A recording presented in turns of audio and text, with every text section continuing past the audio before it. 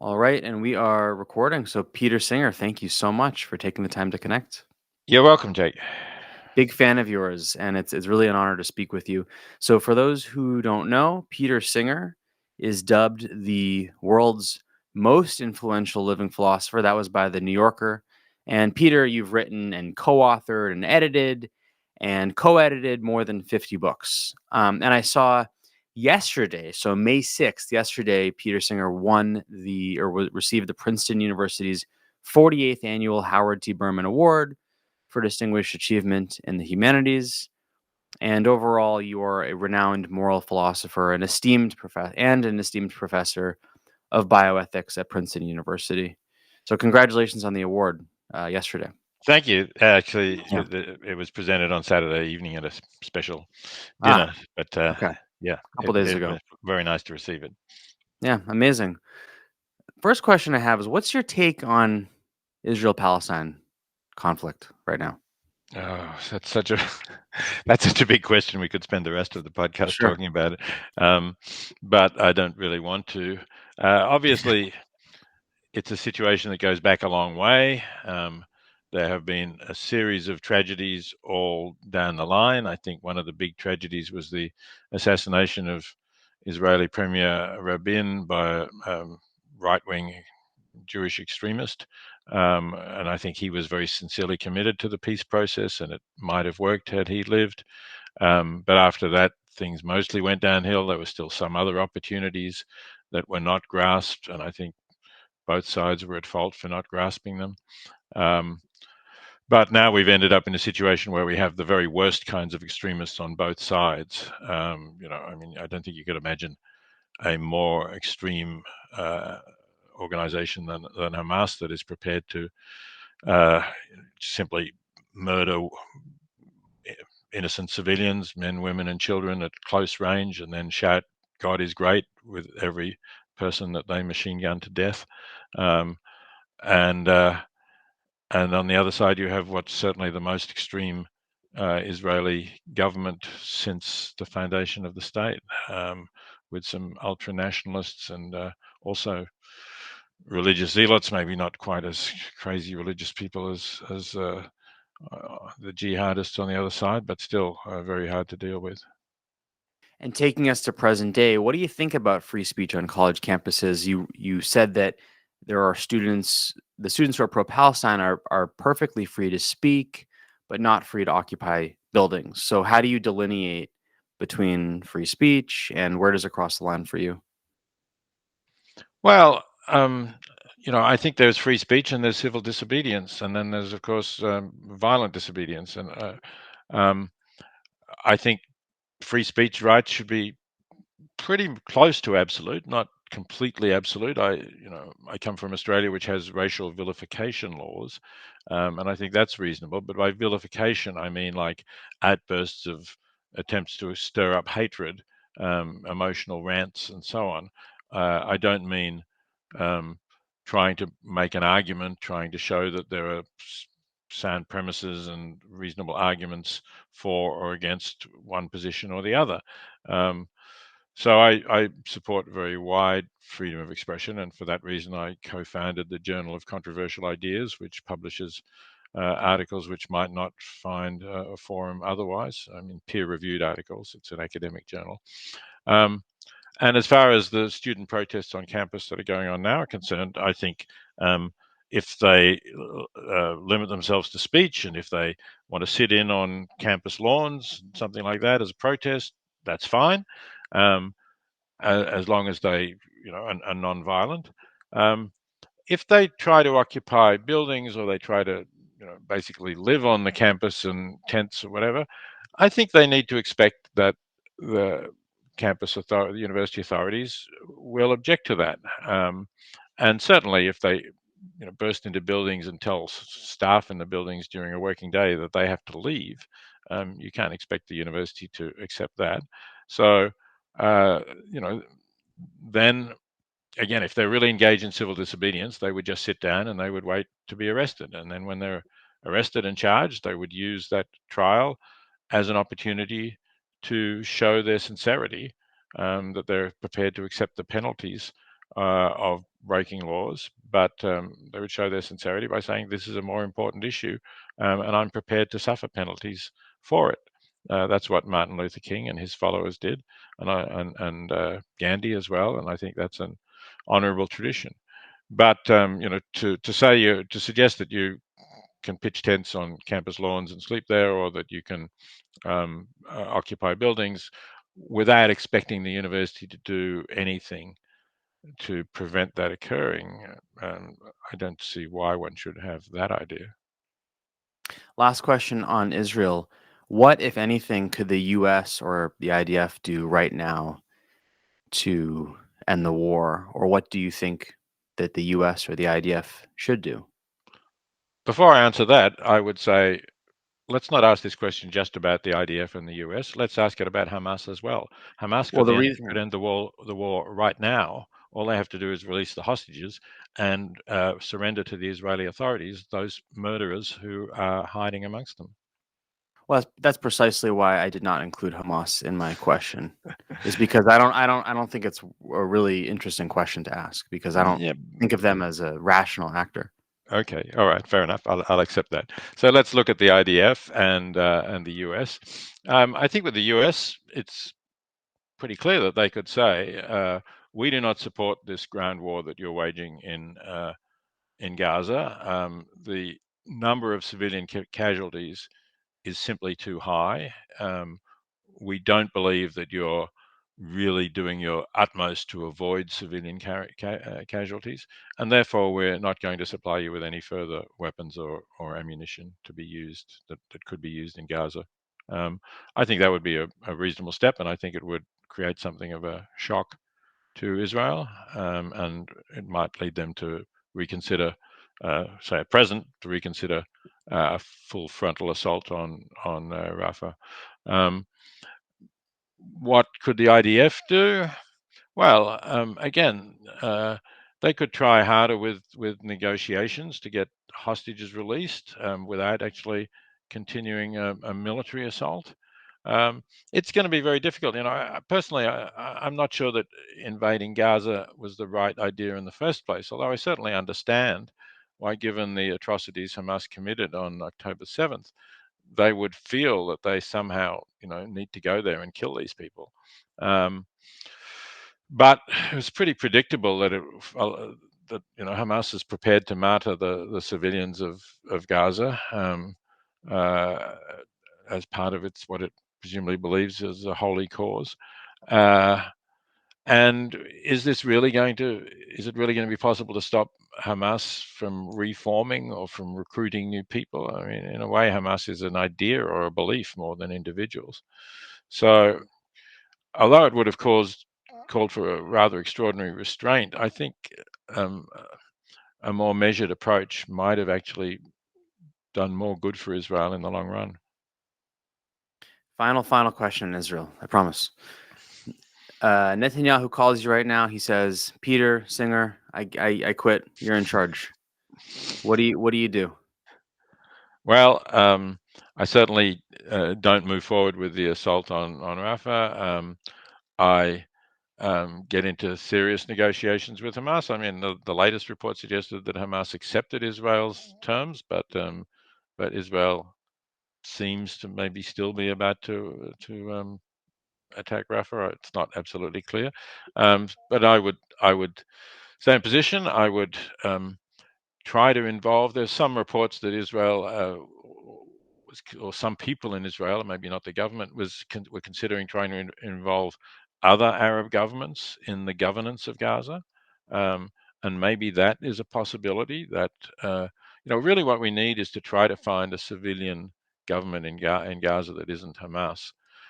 One suggestion that has been made to attempt to find such a government is to release some of the more responsible people, some of the more moderate people who are currently in Israeli prisons.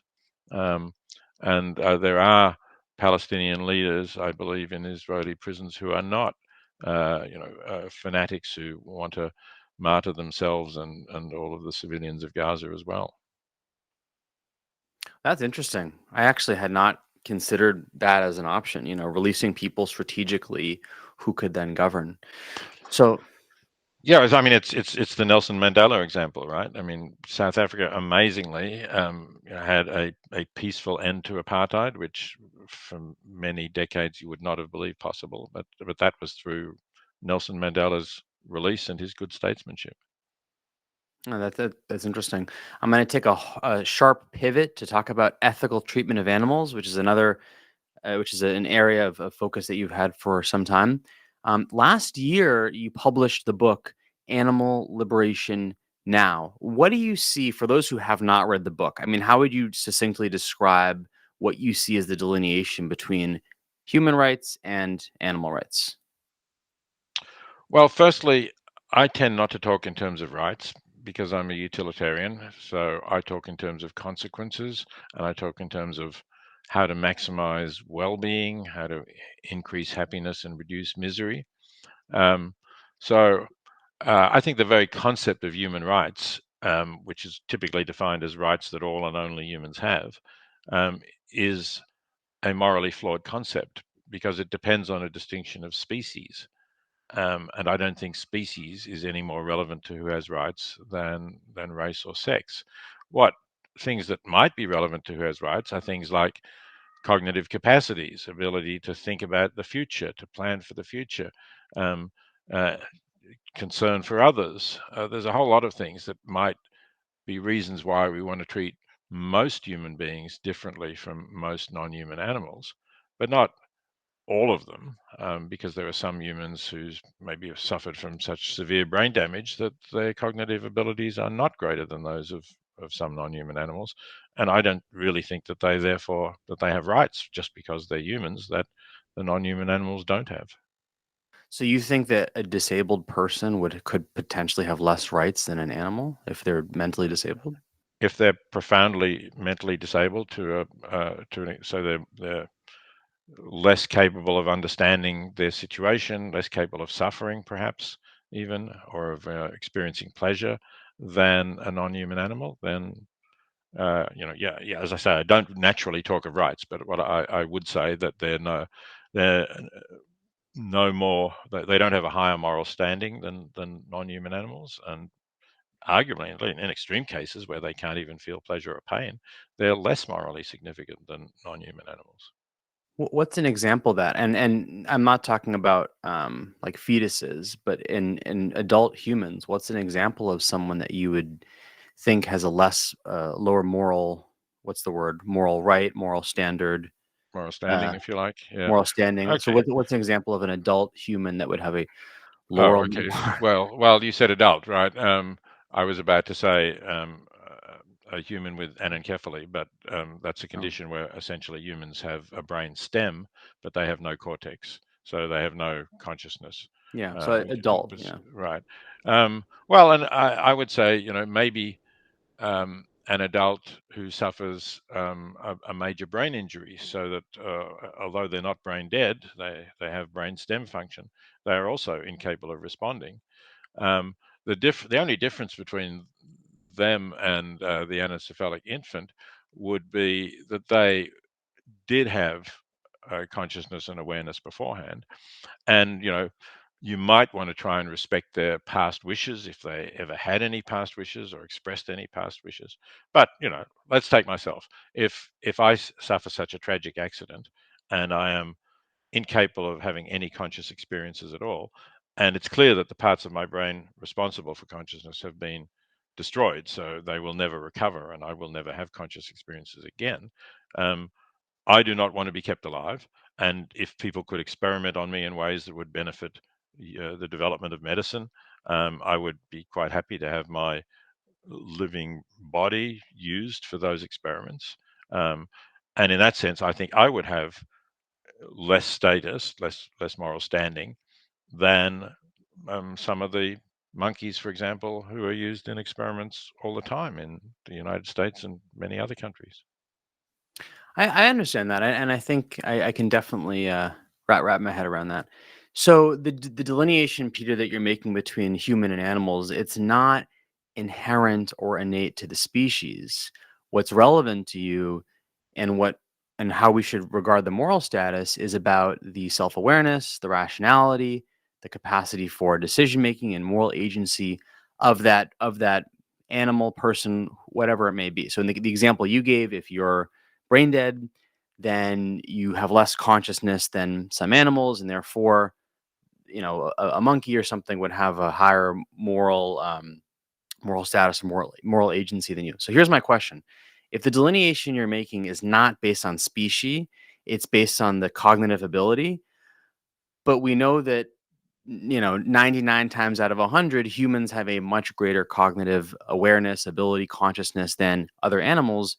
So why is it not consistent to say, based on that, humans by and large, excluding some crazy circumstance, have a much higher moral standard than animals, because humans 99 out of 100 times have that higher level of consciousness that you described. Well, I wouldn't put it, once you have beings capable of feeling pleasure or pain, I wouldn't say that one has a higher moral status than the other. What I would say is that their interests might be more significant in some way. They might have greater interests that, so typical humans, if you like, the 99% of humans, so um, they might have interests that non-human animals don't have. So, for example, an interest in listening to this podcast, perhaps, um, which no non-human animal is capable of doing, understanding it or thinking about the questions that we're discussing. So, I don't deny that there are these differences. What I do deny is that then these differences are not always relevant to such things as how bad is it to inflict pain on a being, right? Because I don't think whether you're capable of listening to Jake Newfield's podcast is very relevant to whether it's okay to torture you or to, inflict severe pain on you, or for that matter, to crowd you into a shed with 20,000 others of your species in ways that mean that you can't live a life that is suitable to your needs and instincts, and you basically have a miserable life, which is what we do to factory farm chickens all the time. So, you know, I think that once a being can feel pain or pleasure, there's a sense in which we ought to give equal weight to their pains and pleasures where they're similar pains and pleasures. Now, because of those cognitive differences we mentioned, the pains and pleasures won't always be similar, and some interests that humans have might override some interests that non-human animals have. That's certainly true.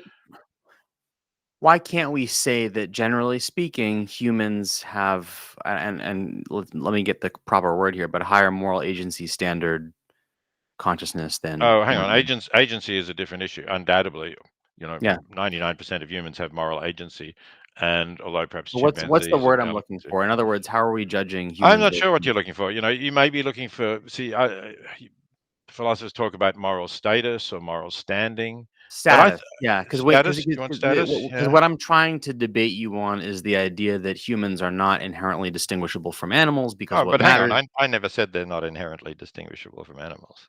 I thought you Um, said that what matters is certain beings' ability to perceive, and that way, like if you're disabled or severely, if you're brain dead, like that's what we should examine, not whether someone's a human right. or not. But let's that's the moral question of how we ought to treat beings depends on their capacity to feel pleasure or pain or other experiences.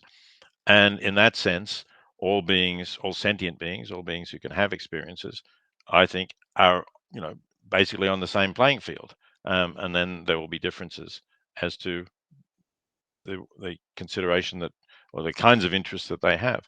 But you said that I don't think they're distinguishable, but that's just not true. They're distinguishable I by the apo- number of chromosomes or yeah. whatever, like No, I'm anyways. putting words in your mouth, and I apologize. And this is my let me try to reframe my question. This will be my last point on this topic. Okay. So the phrase I was searching for is capacity to feel things. That's what I I had don't I don't intended. claim that humans, so I don't claim that normal humans, these ones we've been talking about who are not severely cognitively impaired, have only the same capacity as non-human animals to perceive things.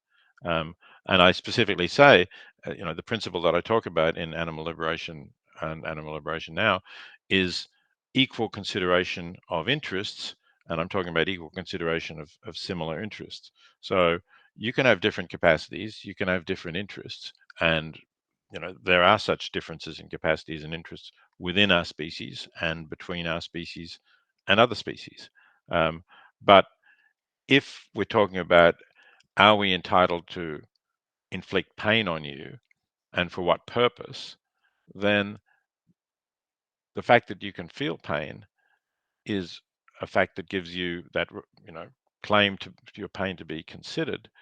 And if we think we might be justified in inflicting pain on an animal, it has to be clear that otherwise we would suffer as much or more than the animal who we're inflicting the pain on. And that's just not the because case he for a lot of what we do today. but in the times that it is the case, the rationale is that human beings, generally speaking, have a greater capacity to feel things, and therefore we are higher up on the hierarchy of being able to inflict pain on someone because we benefit, because we're more important than animals, because we have a greater capacity to feel Well, things. Is that I'm not accurate? sure that I'm going to agree with just the blanket statement that we're more important than animals. In some respects, we are, but in not in some sort of absolute sense. I think when it comes to taking life, you could argue that we live our lives in a different, more biographical sense. We think about our life as a whole. We plan for the future in ways that non-human animals, or certainly most non-human animals, don't. Um, so there are things that you can say that are definitely different, and that might look like we're saying humans are more important than animals. Or I think we can say, you know, normally it's worse to kill a human being than it is to kill a non-human animal. I think I'm prepared to say that. But I don't want to get along with this idea that somehow we're more important than they are, so we have the right to use them as means to our ends, no matter what that involves. And that basically is the attitude that we still have to animals today. Let me ask you about that precisely. The opportunity or the right for people to use animals as a means to an end. What do you think about animal experimentation? When is it okay? When is it not? Surely you can experiment on animals if it's gonna if experimenting on a chicken allows us to find the cure for cancer, that's got to be justified, right? Yes, absolutely. I've said that in Animal Liberation Now and in other public places. Um, it has to be the case that um, it's very clear, as it is in the hypothetical example, and let me say, and I'm sure you'd agree, it is obviously a hypothetical example. We can't cure cancer by an experiment on a chicken. Um, Otherwise, we would have cured it long ago. So, uh, but if there is a reasonable prospect that we could cure a major disease that is going to cause a lot of suffering to a large number of humans, and we can do that by experiments on a limited number of animals, and there's no other way to do that. We've looked at other possible alternatives, and given that there are no alternatives, we will minimize the suffering of these animals to the greatest extent compatible with the success of the experiment. Um, then yes, I would say that's justified because as a utilitarian, it has better consequences. It reduces suffering a lot more than it causes suffering. Even though usually we don't know, like, is this gonna find a cure? A lot of times we have to test and test and test and test, and a lot of animals end up dying or suffering. Where do you draw the Yeah, delineation I mean, I between think I don't want to draw a line there. I think you have to look at each case. You have to say, is there a reasonable prospect that this will do some good? How much good will it do? How much suffering is it doing? Have we really looked at other ways of trying to discover things? And very often, we don't. I think a lot of scientists have got into a kind of model of using animals. They're there, they're available. Um, that's what you do, and there's huge amounts of research. You mentioned cancer. There's huge amounts of cancer research done on non-human animals, which enable us to successfully cure cancer in mice, but don't transfer to humans at all. So, maybe we should really be thinking harder about finding ways of doing research that will benefit humans rather than the species that we're experimenting on. Yeah, and I know for me personally, morally, if someone said, "Hey, we're going to experiment on rats," there's only a 1% chance that this experiment helps us find the cure for cancer. Should we do this, even though it's going to necessarily result in the death of hundreds of rats? I would say go for it. Well, if the rats are not suffering extremely from it, I would probably say go for it too. 1% is a significant chance. It's not nothing. Speaking of animal suffering, there's so much human suffering in the world. Shouldn't fixing human suffering take priority over fixing animal No, suffering? well, I think just to put it that way is again just to take part of the same speciesist prejudice. It's a bit like saying, and people do say this, because as you may know, I've long argued that people in affluent countries ought to be doing much more to help people in extreme poverty in low income countries. And a lot of people respond, oh, we have poverty in America as well. Why should we be helping people in, say, Africa when we have poverty in America? But the poverty is more extreme in Africa. You can help people much more cost effectively because they're much poorer to start with. Um, uh, so I don't think that that's a good reason for saying we shouldn't help people in low income countries. And similarly, I wouldn't make that sort of general statement that oh, we shouldn't think about animal suffering because we think about human suffering. In fact, when you look at animal suffering, it's on a vastly larger scale than the entire human population. But I thought There's earlier in the conversation, didn't we align on the idea that humans, although sometimes they are brain dead, and then that's a different situation. Mostly humans have a greater capacity for awareness, consciousness, you know, into intention, and therefore, categorically, humans, largely speaking, are we can generally prioritize over animals. Like I think what you said verbatim was that it's usually worse to kill a person than kill an animal. killing, yes, So killing. right, That's not so suffering, right? That's not inflicting suffering. Now, yeah, now you were talking about suffering. You were saying there's a lot of human suffering going on, and we yeah. should, and why But should we be concerned about animal suffering? generally speaking, we care more about people than chickens, right? Yeah, and generally speaking, people like you and I care more about European people of descent than Africans, but Uh, not a good moral argument. but why not? The fact that we care for Well, someone, right? I well, mean, there's I hope that neither you nor I are overt racists, but there's no, lots no, of yeah. people who are racist and actually care more for white people than black people, let's say. And but I think we should reject that as a reason for saying, therefore, we should put our resources into helping white people, even if we're white people, right? And somebody asks us, would you donate to this charity that helps black people? And if someone were to say, no, I'm a white person. I only donate to charities that help white people. I think we ought to reject that. That's a racist view of. Yeah, so I think it's immoral to give preferential treatment to a human based on race. But so you're saying you think it's immoral to prefer humans over like cows? Like that's I think it's immoral to give preference to a being based on race, sex, or species. hmm, What I think is not immoral is to give priority to reducing the most suffering we can, mhm, and in hmm. some cases, that most suffering may be experienced by a human. But given that there's only 8 billion humans on the planet, while we raise 200 billion animals in intensive confinement each year worldwide, I think it's reasonable to argue that we could reduce suffering more by stopping the intensive confinement and consumption of animals than we could by helping humans. But what are the constituents of suffering? In other words, I thought the way that you measure suffering is based on a being's ability to perceive the suffering, right? Like a fetus can't really suffer. Someone who is brain dead maybe cannot suffer. So when we say suffering, what really we're referring to is a living being that can experience suffering, right? No, yeah, And okay. and I and I and, think hu- there's and some. humans have a much greater capacity to experience suffering than a No, I don't chicken. agree with that. I don't No. think that's true. And incidentally, I think you're wrong about late fetuses. A fetus is incapable of suffering until its brain has developed to a certain point and hooked up. But I think it's quite probable that a fetus of, say, 28 weeks can experience suffering. Um, and I don't. I agree that humans have a different kind of awareness. More self-awareness.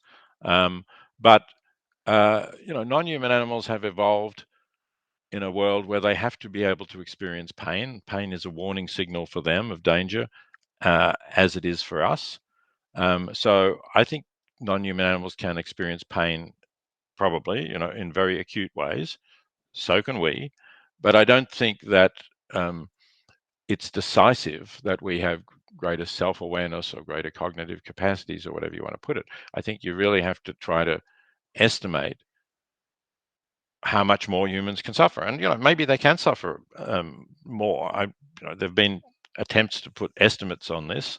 There's an organization called Rethink Priorities that you can go to their website and look at their attempts to estimate it. But um, given what I said about the numbers, right? Given that there's um, more than 1,000 times more animals raised in factory farms and factory aquaculture, um, who are probably suffering or throughout their lives. I certainly would not say, oh, human suffering is just far greater than animal suffering on the planet at the moment. And perhaps I was mistaken then, but last point I'll make on this is just that I guess yeah, my impression has always been that a human being on average is probably an order of magnitude more conscious than a chicken by maybe a magnitude of 100 or 10,000 or a million, and so therefore I care more about the human suffering than the chicken suffering.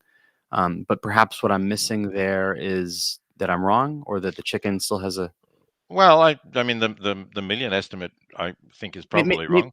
maybe a But thousand, maybe a well, I thousand, had okay. But if you're 100. talking about 1,000, then in the United States alone, we produce 9 billion chickens every year, right? So we are talking about some in terms of numbers. We're talking about something getting close to that kind of amount. And um, why are we doing this, right? We're doing it because people like the taste of chicken. And because somebody likes the taste of chicken, we're putting a chicken through 6 or 7 weeks. They're killed quite young, but each of these chickens has 6 or 7 weeks of a miserable existence, and in many cases, severe pain at various points, so that you can eat chicken rather than tofu. I think that's morally wrong. And what about the fact that humans have evolved to eat meat, with our canines, and I guess evolution is distinct from Absolutely, morality. you can't Okay, draw moral arguments fair. from that. And that's fair. I shouldn't Yeah. even bring that up. Okay, taking a hard pivot to applied ethics, you talk about the paradox of hedonism. So the paradox of hedonism, and please don't let me put words in your mouth again. So correct me if I'm wrong. The paradox of hedonism states that happiness is best found when not looking for it. What do you mean? Well, I think a lot of people experience that. If they go out and say, I want to do something that gives me pleasure right now, yes, they may find something that gives them pleasure, but maybe at the end of that, they will sort of think, oh, was that really worth it? Um, Whereas a lot of people get pleasure from an activity that they think of as worthwhile in themselves. Say, I get pleasure from thinking about ethical issues and writing about them. Perhaps you get pleasure from conducting this podcast. Actually, I might mention I'm starting a podcast myself. The first one is going to be released on May Well, 16th, and I've enjoyed doing the small number of interviews that I've done so far. Um, up until this one, you have, yeah. Yeah. don't worry, I enjoy debates. This is all fine. Um, but and I think I maybe just pleasure seems too narrow a word, but I use that word in a broad sense. I think I enjoy my life more when I'm doing activities that I find intrinsically worthwhile than if somebody said, oh, take up golf. You might really enjoy hitting a small white ball around areas of grass. Well, maybe I would if I really got into it, but at least at first, I'm sure I would think, what's this all about? I could be doing something more useful to my time with my time. But the things that you just mentioned, whether it's having a podcast or thinking about philosophical thoughts, part of you does that because you enjoy it, right? You are Hmm. seeking enjoyment, right? Yeah, part of it.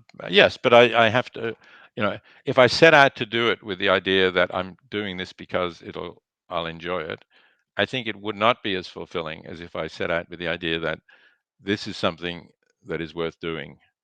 Um, this is something that uh, is a purpose that I can feel I will be doing some good in the world. For me at least, maybe this is not true for everyone, I know, but for me that's an important part of the satisfaction and fulfillment that I get in my life. is meaning, is doing something Hmm. that's meaningful You can and put it that way. extracting happiness from that, Yeah. rather than saying, "Hey, I like watching TV purely because it's enjoyable." There's no Exactly. meaning Yeah, there. that's a good thing. Yeah, yeah. I could go and watch some comedy show on TV, and I would probably laugh. And I could say I enjoyed that hour I spent. But if I, and that's fine. But if I spent the whole evening after evening watching TV, I think I would really feel, there's something unsatisfying about this in the end. And so we should, to get away from the paradox of hedonism, we should pursue meaning, pursue something that's meaningful, whether that's meaningful work, meaningful relationships, Yep. meaningful. Yeah, I think And that's right. And I is think that there's a lot the of good psychological research that supports that. And exactly the two things you mentioned, meaningful yeah. work and good relationships. Whether it's this concept or another one, what do you think people don't understand? I mean, you've done a lot of work on effective altruism, alleviation of poverty, applied ethics, ethical treatment of animals. I mean, what is a concept that you feel is just not penetrating people or society? That if you could put a billboard in Times Square, what would it say? Oh, I could say lots of things, right? I mean, I think what we were talking about earlier, I think a lot of people, maybe you're one of them, I hope you'll change, um, don't get what we're doing to animals, really, the scale of what we're doing, the amount of suffering it's causing them, and the needlessness of it all. The fact that it doesn't really enhance our life. In fact, arguably, it's a negative overall for our lives. But anyway, that's another thing. More broadly, I would like people to think about living their lives to some purpose. I think there's a lot in our society that is more focused on consumerism. We have all of these enormous corporations that survive because we buy their goods, and of course, they then have a lot of money that they can pour into advertising and trying to change the way we think. And essentially, I think they fool people into thinking, firstly, that consumerism is important. Secondly, that it's really important that you have these prestige brands that you pay even more for. That seems to me to be all a major illusion that we're living under, and people would live better lives and would be able to do better things with the money that they earn, or wouldn't feel the need to earn so much money and could do other useful things uh, because of all of that consumer marketing. And the point you made about me, that hopefully I'm not one of the people who neglects animal suffering. I mean, the last thing I could say on that is, when you see all these wars happening, people starving all over the world, children dying, entire countries suffering, and then I see an advertisement on TV that says, "Please donate to save the whales." I'm like, "Come on. Like, I want to save the whales, but if I have $10 or $100 or $1 million to donate, I want to save kids more than I want to save whales." And I haven't dissected that morally, but I think I don't, it feels right. I don't know. Yeah, I mean, the save the whales is probably more a conservation, biodiversity. Let's not lose one of these amazing species, kind of argument, rather than an animal welfare argument, because relatively speaking, there's a small number of whales being killed, um, and I think people who are really concerned about animal suffering are probably focused on factory farming more than any other issue. I just had a question I want to ask, and forgive me if this is, I don't know. So let's say you have to decide between all your nieces and nephews and grandkids, whether they live or die. That's one side of the equation. The other side is 100 million chickens and cows. Well, A as I said, if hundred. we're talking about dying here, that is quite different, right? That's not the issue that I'm really focusing on. And I'm Sorry, sure sorry, suffering. So it's between your direct relatives, maybe let's say 10 of your direct relatives, grandkids, on nieces, nephews, versus 100 million farm animals, and one of those groups is going to suffer intensely for 3 years. Which group is it going to be? Should it be? well, look, I might help my nieces and nephews, but I don't think that would be the right thing to do. I think I would probably, that would be another example of something that, if you like, evolution has programmed me to care for those people who are close to me.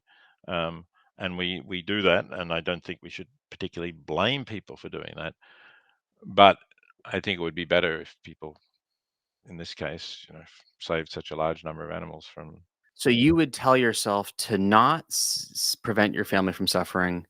You would tell yourself to focus on the animals, but you would go against what you I know is might. I don't moral. know. I hope I mean, I assume I never will be in that situation. I Nobody don't think really you will ever is be. in that situation. But